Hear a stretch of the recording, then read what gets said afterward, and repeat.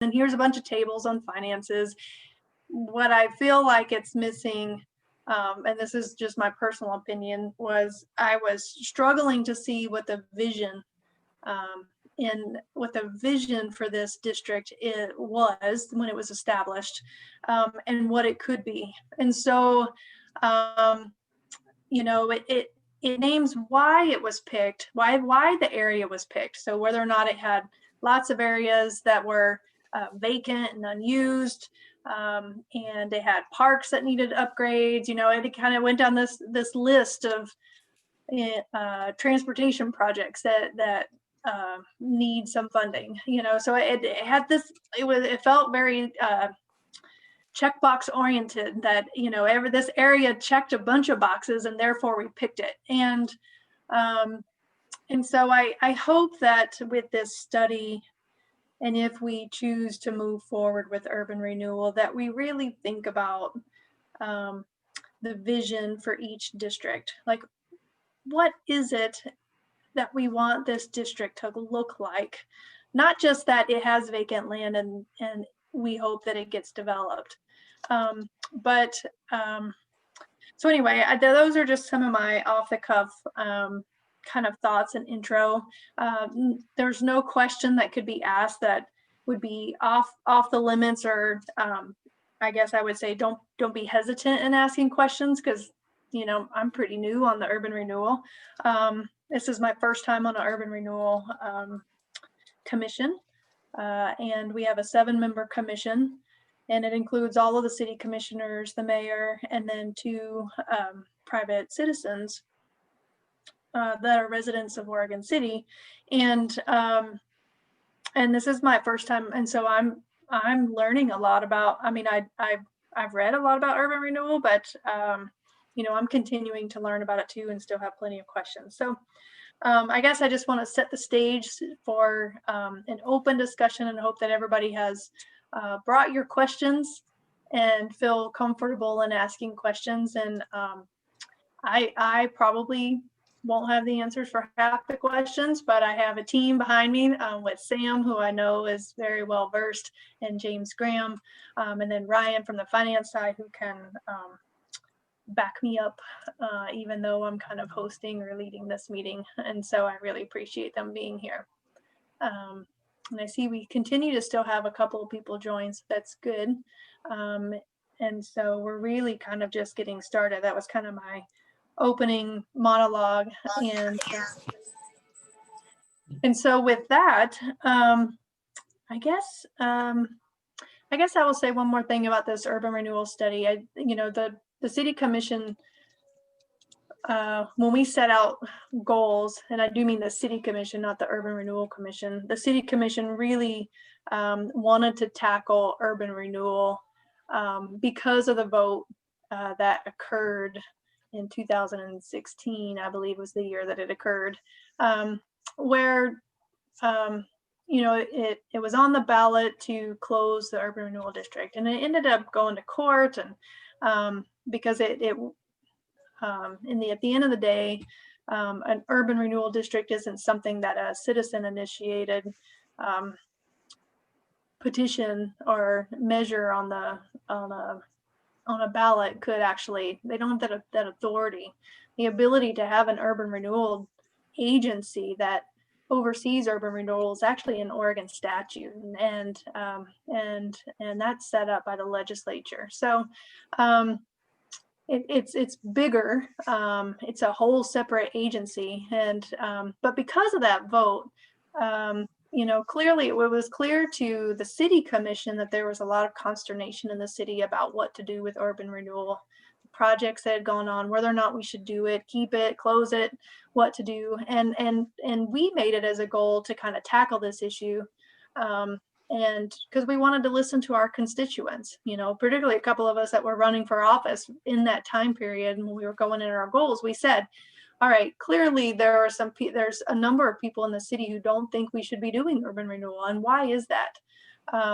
And so the Urban Renewal Commission has actually hired Leland Consulting to help us with a study of urban renewal to help us educate our community. I remember reading that ballot, or reading the measure and reading the voter pamphlet, and I'm not sure that everybody really understood what urban renewal is, or how it works. And because it's a complicated topic, and it's really hard, if that's your first time reading it, in a voter's pamphlet, it's really hard to understand all of the details and what's going on. So I hope that this urban renewal project, this study that we're doing with Leland, will really kind of dive into that, get some input from our community so that we can feel comfortable moving forward with whatever direction that is. If we get an overwhelming group of people that say, it's not a tool that we want to use,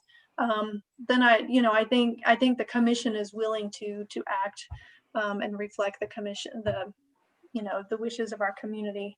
I will say, I do think it's a tool that could be used if used properly.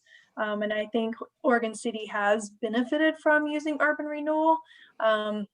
But there's definitely some questions about how the impacts of urban renewal to like taxing districts, or the school district comes up a lot, fire, police, those services and stuff like that. So I'm hoping we can tackle all of that throughout the course of this study. And with that, I really will stop talking so that we can move on to some questions. Or Sam, do you have anything you want to add? No, that was a fantastic introduction. Thank you, Rachel. I rambled on and covered a bunch of stuff. So no, it was perfect. You kept checking off the boxes. Okay, good. I think all I'll jump in and say is give us sort of a bit more of an introduction for this particular study. And as Commissioner Smith mentioned, Leland Consulting Group were hired with a couple of other consulting firms to really take a second look at that 2007 plan. Obviously, the impetus for looking at that 2007 plan was due to a range of different things. One of which was the vote, the other of which was perhaps an underperforming nature of the district relative to economic growth. And so this is one of many engagement activities, as both James and Rachel mentioned. We had our first open house or community workshop that was more presentation oriented back in, I think that was the start of October. This is a third of 6 town hall events, and we will be proceeding to have a community group presentation. So we'll be getting on the agenda over the course of the next month or so for the Downtown Alliance, the Business Alliance, Downtown Oregon City Association, the Chamber of Commerce, meeting with Planning Commission, meeting with the school board.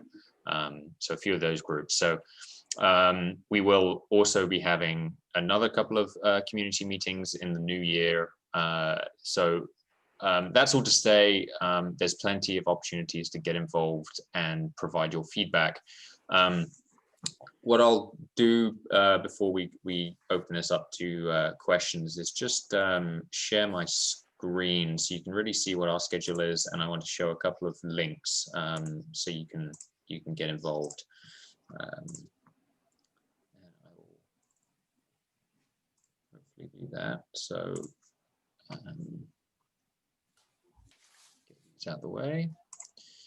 Can someone confirm that they can see my screen? Yeah. Yep. Perfect. So a couple of things. So as I mentioned, we've got a few things going on. These are all the things I've just mentioned. We have a project website. You probably have got on it already, or maybe you got to this town hall event because of social media or anything. But we have a project website with areas to get involved, which will give you updates on all the upcoming events. A project library with some sort of urban renewal fact sheet and some other materials for you to peruse at your leisure. But we also have, so this is one of the materials, but we also have a few, there we go, we also are asking people to fill out a survey. So a lot of the stuff that we're covering today is one of those things. So you can find that survey link on the Get Involved tab as well. So if you don't have any questions or just want to give some feedback in another format, then please feel free to use that survey link. So with that, really what we're hoping is to open this up to a bit more of a conversation, answer any questions people may have, and we can direct the conversation based on the direction of those questions, rather than just speaking at you. We have plenty of other opportunities to do that. So please feel free to unmute yourself and ask questions. Or you can, oh, I've only got one screen here, so now I'm confused. Or you can direct questions to the chat. There we go. Yeah, either one. I'm watching either one. You can raise your hand or unmute. How about I'll kick it off and kind of break the ice, and then maybe that'll prompt some questions from folks on the phone. So I love the fact sheet. I think it's really helpful. I thought it was really interesting that with the way urban renewal is intended to work, it works off of increasing the property values in the district, right? So I'm wondering, one of the bullets on that fact sheet of where urban renewal dollars could be spent is parks and plazas. And I believe some urban renewal dollars were used for like Liberty Plaza down in downtown Oregon City to make some improvements there. But we have a number of parks that need improvement, and I'm struggling with this connection between a park that doesn't necessarily bring in revenues. Are there any studies that show how much improving or creating a regional park raises the value of the surrounding area so that we would know whether or not that's a worthy investment? I mean, because I don't know that we want to invest, if we were to use this tool, on something that doesn't have a return on our investment, that raises the property rights so that we can raise revenue with the way that urban renewal works. So do you have any comments on that, particularly on parks? So I'm aware of a number of different resources that have tried to quantify the economic value of parks and what that might have, what impact that might have on property values as a whole. Typically, that is more relating to residential structures, mainly single-family homes. So what does a park improvement or a new park have on the impact of someone's home value, for example? I think less so in downtown environments. That being said,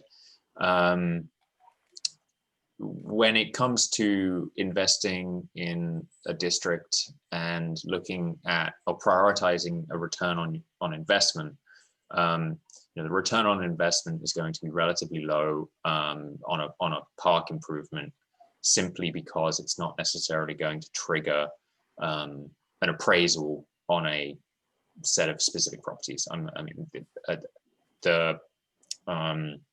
the assessor provides assessed value information for each of the properties in the downtown in the district, and it's simply based on an algorithm based on information in that assessor database. They have to update those manually every 7 years, but if a proximity of a park isn't necessarily going to impact an assessed value in the same way that as a direct investment in that property would. So. Okay.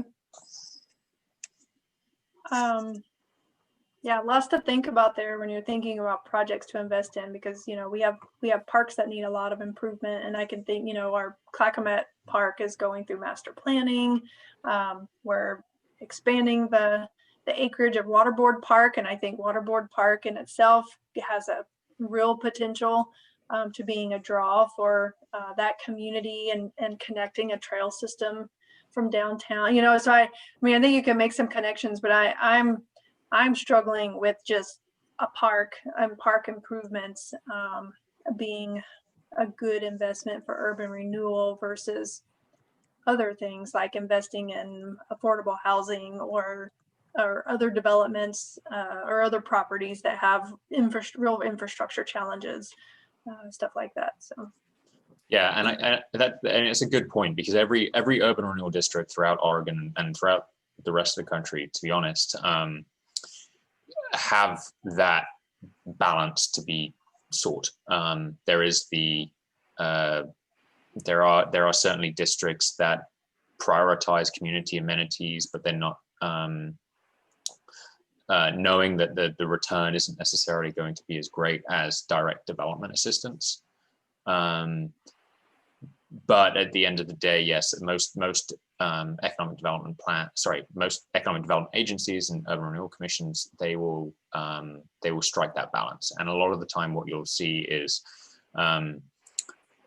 projects are prioritized in the early phases of a plan to prioritize that return, and then come in maybe in year 5, year 10, year 15. Prioritizing some of those more community benefit projects once that the tax increment has accumulated. So basically, just giving the city money to spend after that tax increment has risen. I have in my career, I've worked with at least 2 or 3 urban renewal districts. Of course, east of the Mississippi, we call them redevelopment areas. So I'm kind of torn between the 2 phrases, but so forgive me if I start using interchangeably those phrases, but it's the same thing. And basically it's called TIF and tax increment financing. And the agencies that I've worked with and that I led were involved. Our focus, yes, it was always a balance. It was always between the amenities and investment. But most of my agencies really focused a great deal on private investment, because those are the individuals and the companies that will pay the property taxes, that will create jobs, that will enable you to afford the amenities even to a greater extent. So it's leveraging the promise of urban renewal with those investments, because let's face it, companies and investors don't do it for the sake of doing it. They have to make money, and incentives don't and should not fly off the table like candy. But incentives are usually used to close gaps in a project in order to make it less costly for the investor, and to make them and to also enable the project to pencil. So but at the end of the day, you have to start with a vision, because otherwise you'll get into a situation where if you're simply working from a list of projects and there's no vision or purpose, then you'll end up being something that you hadn't expected to be, or end up being something that you really don't want to be. And so and Oregon City actually is in a very unique position in the sense that it can be choosy at this stage of the game. Now, I can't say it will always stay that way, but it is a highly desirable place to invest in, and a highly desirable place for people to move to. And we're getting people asking about Oregon City all the time, moving in from Portland for the variety of reasons there, and also people who are seeking to invest for a variety of reasons there. So we've got a lot of pluses here, but it's important to be careful, and it's important to develop these things with a vision in mind. One other thing I'd point out before I'm quiet is there's always the question of, well, does urban renewal take money from schools? Does urban renewal take money from fire districts? Those kinds of questions come up, and the answer to both is no. And so, Sam, I'd like to ask you if you could emphasize why that is a no. Sure, yeah. The basic premise of tax increment financing is that upon a plan's adoption, so in this case 2007, the assessed values of all the property in that district are frozen. Sorry, not the assessed values, but the tax that is going to the overlapping districts, taxing districts that is frozen. So any tax revenue, property tax revenue that is generated beyond that point is redirected to the district to use on urban renewal projects. So of those overlapping taxing districts, James is correct in that there's the fire district, there's the county, there's the Port of Portland Metro, vector control is another, and the school district is another. So all of those districts have different tax levies, and these each one of them forgoes either all or a portion of their tax revenue generated by the district. For some taxing districts, the impacts are greater than others. For example, the fire district has a greater proportion of their total operating revenue from tax generation, property tax generation, than, for example, the county, which obviously covers a much larger area than just the urban renewal district.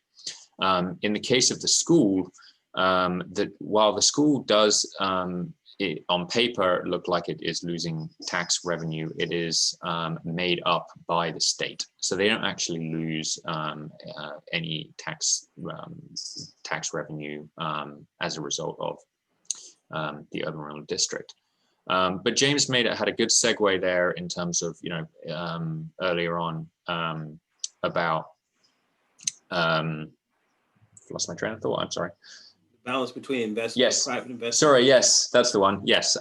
So we had a question about whether the city was free to begin working on a new large project, and as a follow-up to that, how much urban renewal money is available. And I want to share my screen again just to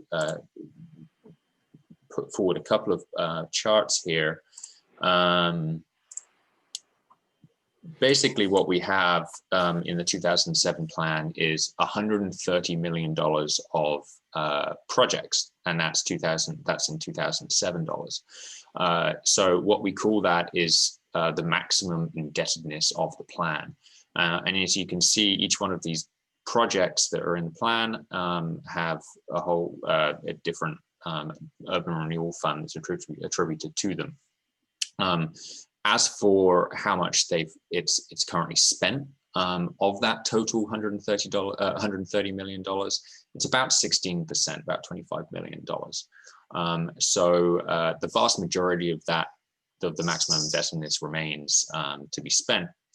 In terms of current funds that are ready to be used by the district, I believe that is around, it's about 3 million or in tax increment, which could be, which allows the city to have about 30 million in total debt capacity. So there's a ratio of about 10-to-1 in terms of bonded revenue to tax increment. In terms of what it's spent thus far, you can really see that the vast majority has been in for the Civic Complex. There's been some stuff on McLaughlin. Clackamas Cove has received some, but it's really not anywhere near what is in the plan thus far. So the short answer is the city does have available funds to spend on projects. and they've not spent nearly as much as the maximum indebtedness would entail right now. So coming back here, of course, there is the other element of the vote in terms of which Commissioner Smith mentioned earlier, which currently restricts the city's ability to go out and spend money, at least in the current scenario. We can exacerbate on that, or sorry, elaborate is the right word. Elaborate on that a little bit more. We had another question as well.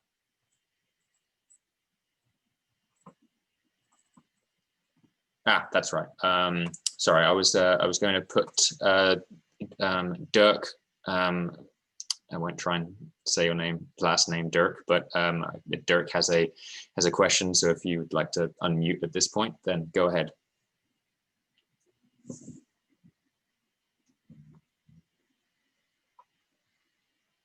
Oh, sorry, that's wrong person. I was actually talking about Chris Groner, but Dirk, if you had another question, then please go ahead. Thank you. Nope, the only one. Oh. Thank you. So you kind of answered a few of my questions. One of my questions was, do they have the ability to recognize adjacent districts or even properties, increase property value when we're looking at, the assessing the impacts on these urban renewal districts? And then in terms of the school district funding, don't forget there's a community college district that overlays here as well. And our funding isn't quite the same as the K through 12. So I'm not so sure that it does get replaced dollar for dollar. That's not to say that I'm not supportive, as being a community college board member, supportive of urban renewal funding. However, I just want to make that point. So I was just curious about the adjacent properties value. So if I understand your question correctly, are you talking about how properties that lay outside of the district boundary affect the district's revenue generation tax increment? Well, and not so much revenue generation, but can that be part of the assessment and the goals put into when they set that district up, or when they put the plan in place for that? So the short answer is that the adjacent properties don't really come into consideration for it for a district boundary at all. It's not really answering your question, but going off of that, if there are adjacent properties that are seen to be requiring public intervention or urban renewal projects in any way, then the city does have the ability to amend the plan, amend the boundaries. If the new boundaries do not exceed or do not result in the urban renewal district exceeding 1% of its total area. So if it doesn't go from 100% what it is right now to 101% or more, then the city can just do a minor amendment. If it exceeds that area, that total area, then the city has to do a substantial amendment, which then you have to go through all sorts of different procedures. There's a long, extensive process to essentially redo the plan in its entirety. And you also have a substantial amendment required if you want to add more money, add maximum indebtedness to the plan. Don't necessarily see that as a critical thing, considering there is very little spent from the current plan as right now, but certainly the amending those boundaries is something that could be a consideration.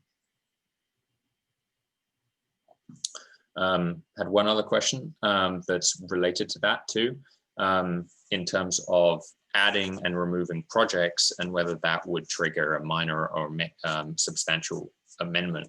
And the answer is it would just be minor. It would be a minor amendment to add or remove projects. And really the only area you'd get into a substantial amendment is if you have projects that would just really need way more money than and would trigger that increase in maximum indebtedness. But short answer is adding and removing projects, shifting the boundaries as long as you don't exceed that 1% increase, and not adding to the maximum indebtedness of the plan would just require a minor amendment, which would just simply mean the commission signs off on it, city council signs off on it, and that would be it.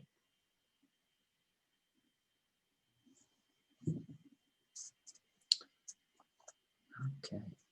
Does anybody else on the line have any questions? Wish to unmute?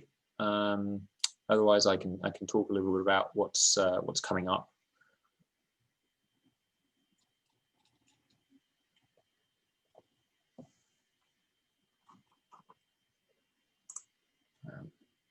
I don't see any hands raised.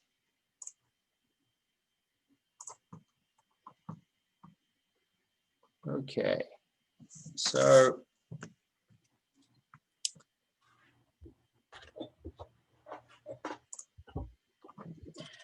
Hey, Ryan or Sam, I will say that I know James said that urban renewal and all that doesn't affect the overlapping districts.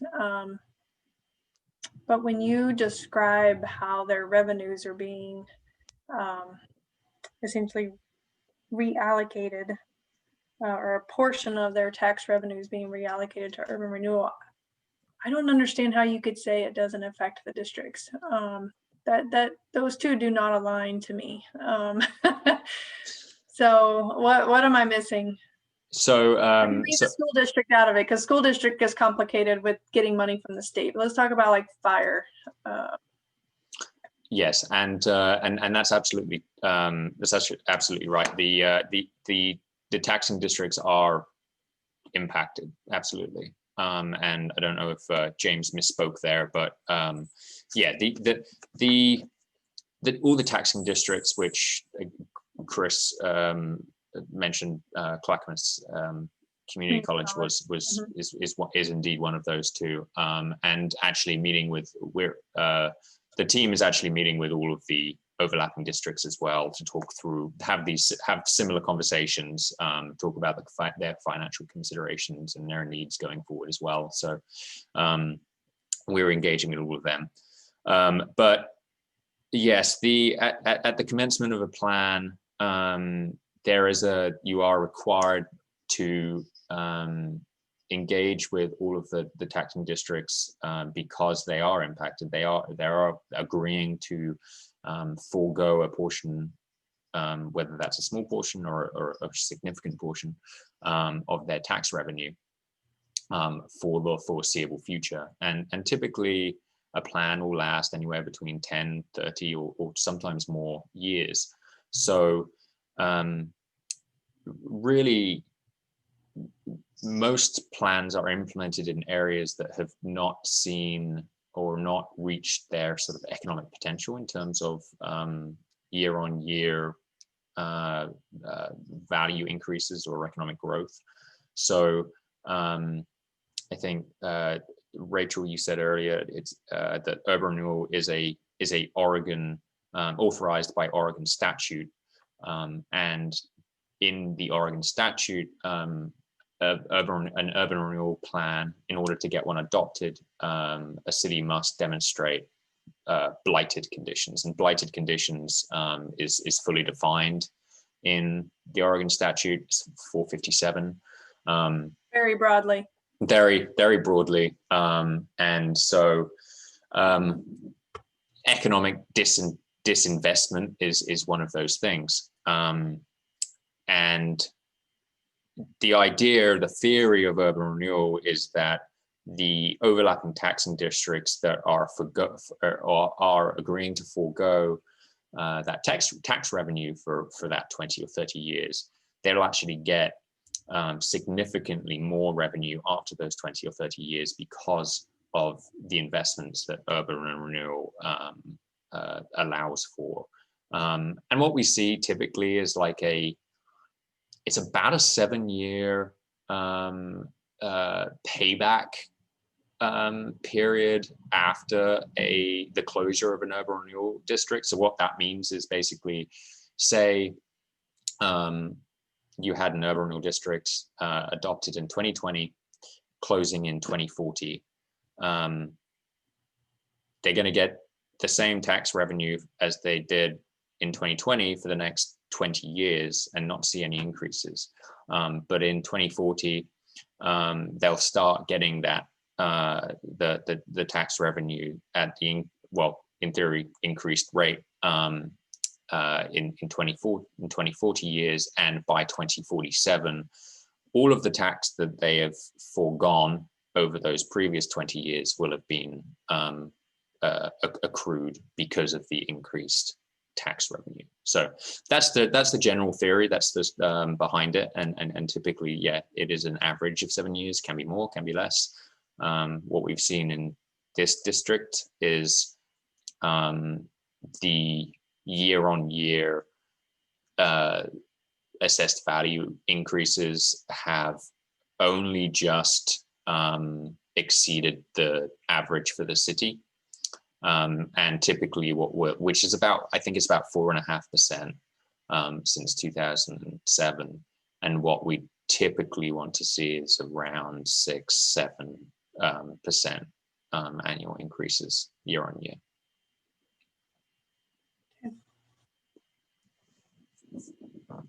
So we have, I think, about 15 minutes left. I guess, did we set an end time? I don't know that we did set an end time. I thought it was an hour. Yeah, it's an hour, but there's no need to continue rambling on if no one has any other questions. I will just, I'm going to put in the chat to everybody a couple of links, both for the page and the survey. And you're please welcome to email me. I'll put my email in there too, if anybody has any questions or comments outside of this. Is there a question in the survey that allows folks to provide their ideas of potential projects that should be considered in the current urban renewal district? Or is there that opportunity somewhere? Yes, very generally speaking, one of the things is, one of the questions is, you know, if urban renewal would continue to be a tool used by the city, what kinds of projects would you like to see? And then there's an open-ended box to provide additional feedback to. Did you, I'm sure you've looked at our 2007 plan. Was there a clear vision for the district that was kind of laid out? And did I just miss it? I mean, I was kind of reading through it kind of fast, but did I miss it, or it feels very square or cold. Those are the terms that the only terms I can come up with for it, but I don't feel like there's anything that says this area, you know, is ripe for this kind of development, and we could expand this or this, and this could, improve the vibrancy of our town. Like there's nothing that actually, to me, gives me a vision that would make me want to invest or make me like this district. I mean, and I know there's lots of good projects there, so I'm not saying it's not a good district, but did I miss it? So I mean, I guess there's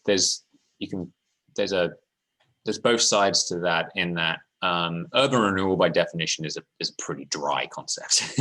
And urban renewal plans because you have to check off a lot of boxes based it can be pretty formulaic. The other side of that is that an urban renewal plan is required to implement or be shown to implement the city's goals and objectives based on more visionary documents, such as like the comprehensive plan. You know, a couple of plans that I've worked on lately have actually used excerpts from those vision documents. So you're not necessarily recreating the wheel, but you're certainly reinforcing that vision is something that you are implementing in that plan. So they generally can be a little formulaic, but there's certainly you know, better and more improved ways to go about coherently communicating that vision and being a little bit more exciting. Okay. All right. Is there any other questions from the group? It's kind of a quiet group. I feel like I've talked a bunch and just kind of asked my questions. I appreciate Chris and Dirk. I don't know. I think Dirk provided a question too. Thanks for submitting your questions. Yes, thank you very much. And again, just to reiterate, please go ahead and peruse the website. We've got a number of different things coming up, and stay posted for the community group presentations. The town hall is going to be very much like this, just with each of the commissioners, each of the remaining commissioners. The community presentations, obviously, we will be presenting for 20 minutes or so on the agendas of those groups, and they should be, I would imagine, they're open to the public because they, for the most part, they are on the standing agendas of the standing meetings for different groups. But to my knowledge, those haven't been scheduled quite yet, but they will be shortly. So please stay posted. I'm sure you'll be seeing information about those coming up. Yeah, I thought the first one was really good. It was a good kind of urban renewal 101. So if you want a refresher of urban renewal, and so yeah, I would encourage you to watch that presentation. I believe it's posted on the urban renewal website. But I thought it was really good. And I think we were kind of thinking it was urban renewal 101, and the next one would be kind of urban renewal 201, kind of take it up and a next notch and dive a little deeper and get a little bit more detailed. So absolutely, yep, that's correct. Perfect. Okay, well, thank you very much, Rachel. This was fantastic. Thank you for all the questions, everybody, and we'll see you next time. All right, thank you, everybody. Thank you so much. It was great. Thank you, Sam. Of course. Thank you, Denise. All right. Bye. Thanks. Bye.